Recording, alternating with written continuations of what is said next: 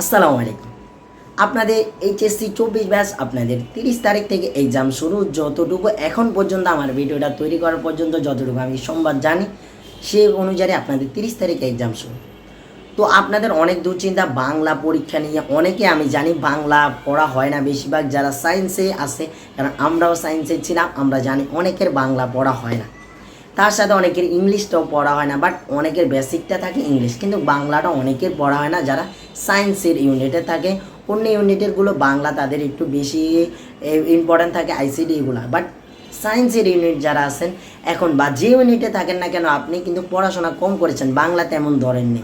এখন সে সময় আপনার বাংলাতে কিন্তু A+ নিয়ে আসতে পারেন, শুধু কিছু কিছু টেকনিক খাটাতে হবে।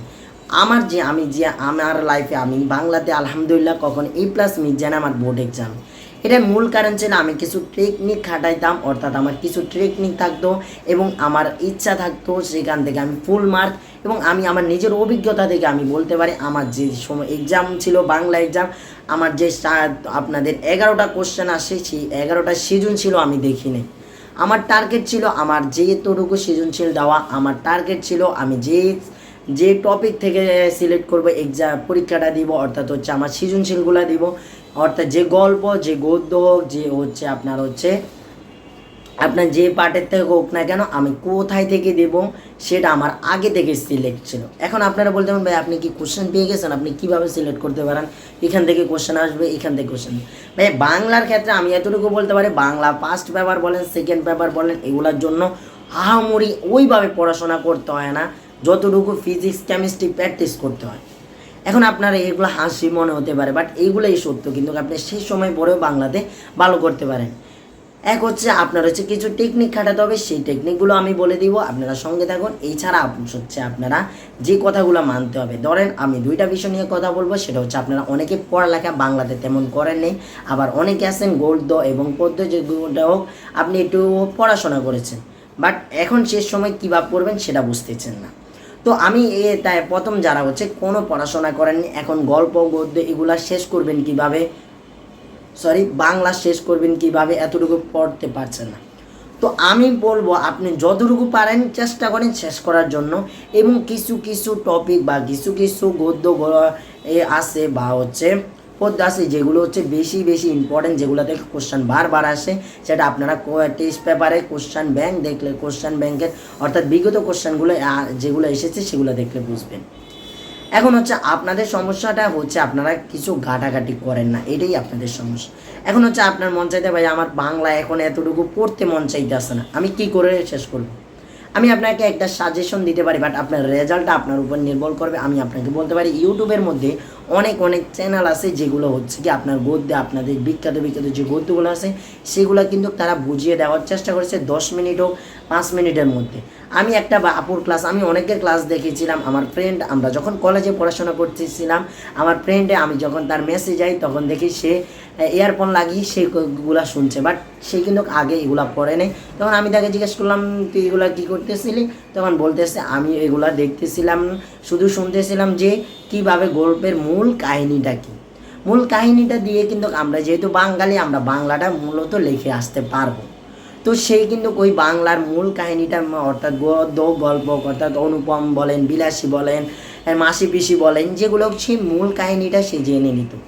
আসলে কোশ্চেনগুলো এবং গতে আপনাদের মূলত মূল কাহিনীর উপরে আসে, হয় একটা চরিত্র বিপরীতে থাকে বা একটা চরিত্র সাদৃশ্য থাকে, এটাই কিন্তু বাংলার কোশ্চেন হয়। আমি এই জন্য আমি জানতাম যে সাদৃশ্য বা বই সাদৃশ্য এগুলোই চাবে, তাই আমি কিন্তু ভালো করে কোশ্চেন আমার এক্সামের সময় পড়িনি। আমাদের সময় একটা সৃজনশীল 11 নম্বরে ছিল, যেটা ইসলামিক বিপরীতে ইসলামিক একটু অন্যরকম একটা কোশ্চেন, সেটা আমার নিজেরও জানা ছিল না আমাদের কোশ্চেন এসে। আমি যখন সন্ধ্যাবেলায় ইউটিউবে ঢুকার পরে যখন যমুনা বা বিভিন্ন চ্যানেলে, ইউটিউব চ্যানেলে বা হচ্ছে বিভিন্ন চ্যানেল সংবাদের মধ্যে আমি দেখি কি এই কোশ্চেনগুলো কিন্তু একটু সমস্যা ছিল আমাদের।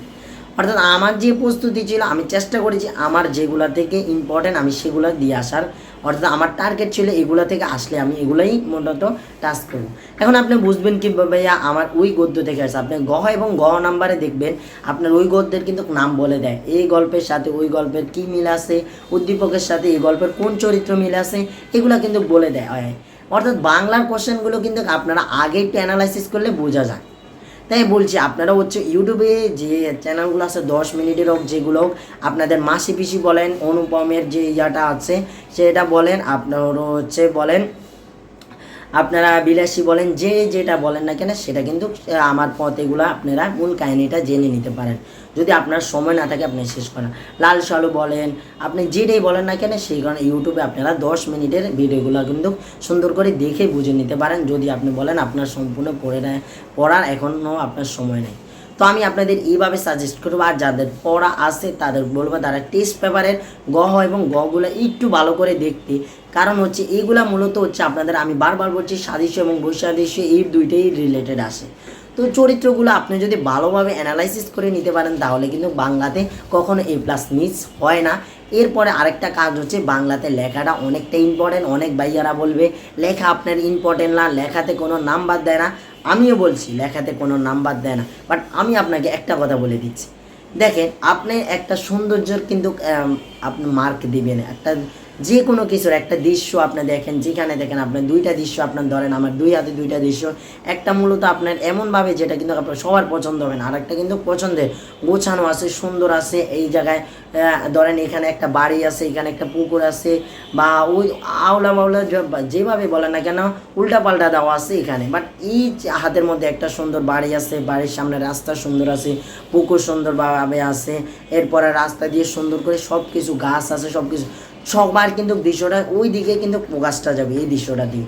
তো এক্সামে এই যে খাতাটা আপনারা দেখবেন, আপনারা যারা বাংলা আমাদের আমাদের আমাদের এই যে বাংলাদেশের কথা আমি বলি, শিক্ষা ব্যবস্থার কথা বলি, সেটা হচ্ছে বাংলা যারা খাতা দেখে, আসলে টিচাররা আসলে খাতা দেখে না, খাতা দেখায় ইন্টারে যারা তাদের কাছে পড়াশোনা করে তাদের কাছে দেখতে দেয়, বা যে টিচাররা দেখে তারা কিন্তু ওই মূল কাহিনী দুইটা ঠিক থাকলে আপনার হচ্ছে 3-এর জায়গায় 4 তখন দিবে যখন আপনার লেখাটা এবং গোছানো থাকবে সুন্দরভাবে।